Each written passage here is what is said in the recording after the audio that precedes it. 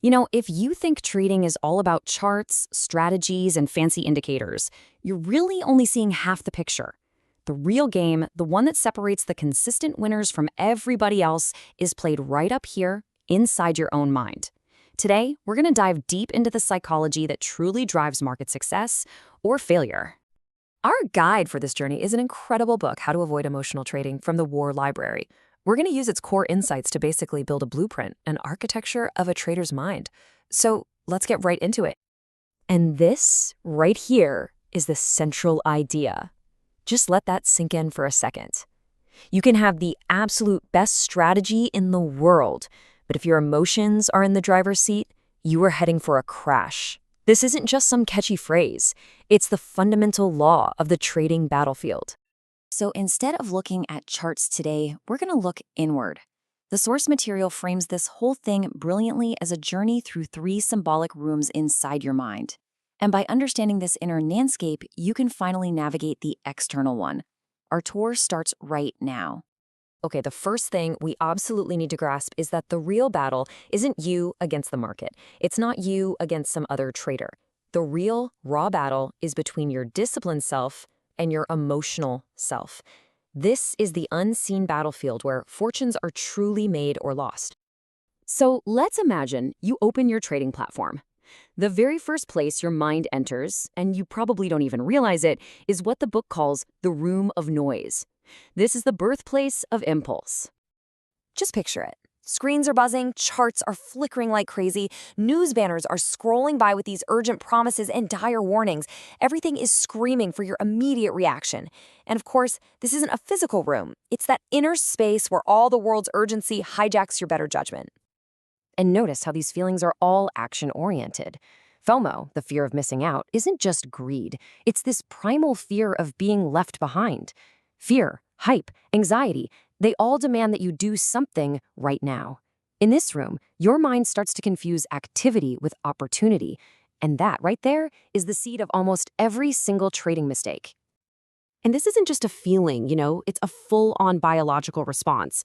Your brain is literally hardwired to react to loud signals like a giant green candle or a sudden price drop as either a threat or a reward. Your strategic, logical brain gets shoved aside, and your reactive, emotional brain grabs the controls. You're not trading your plan anymore, you're just trying to escape the discomfort of all that uncertainty. So how do you fight back? Well, you can't mute the market, but you can absolutely control the volume inside your own head. The key here is creating a gap, a pause between that initial impulse and your action. Seriously, a 30-second pause can be enough to let your rational brain catch up. Having your rules defined beforehand means the noise has nothing to tempt you with. These aren't just tips, they are your psychological toolkit for this room. Now, once you've managed to turn down all that noise, you step into a quieter but far more deceptive space, the Hall of Mirrors. Here, the external chaos starts to fade, but the internal distortions, well, they get a lot louder. This is where your own biases start to twist reality. And here's the core danger. In this Hall of Mirrors, you're no longer reacting to what the market is doing, you're reacting to what you want it to do. You start trading your own beliefs, your own hopes, your own ego. Your analysis becomes a reflection of your feelings, not the facts on the screen.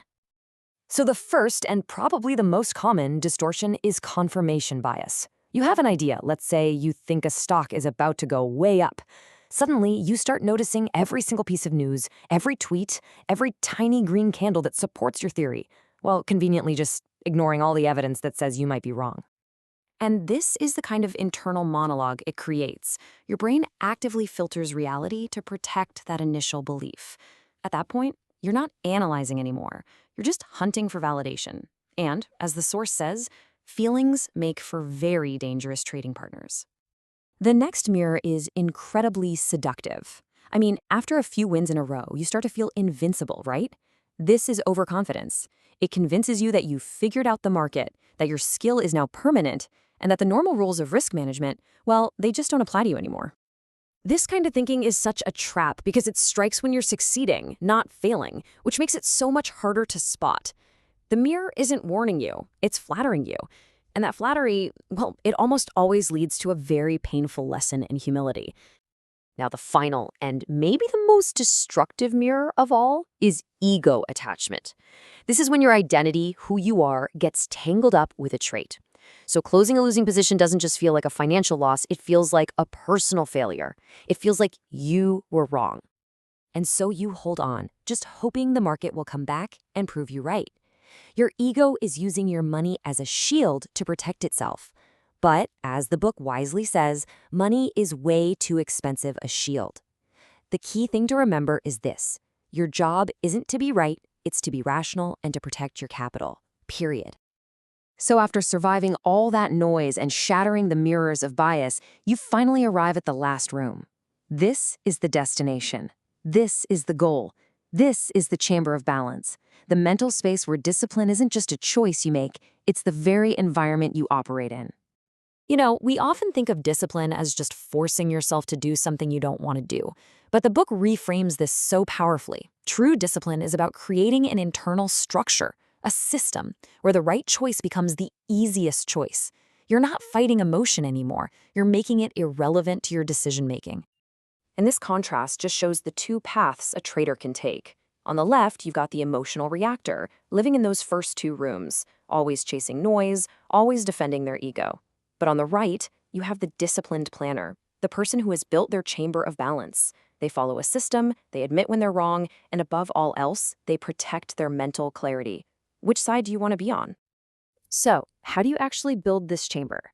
It rests on three main pillars. First, a trading system, a clear set of rules that acts as your emotional shield. Second is patience, which isn't just waiting around, but knowing exactly what setup you're waiting for. And third, rituals, simple, repeatable habits that become anchors to keep you grounded. All right, so we've journeyed through the noise, through the mirrors, and finally into the chamber of balance.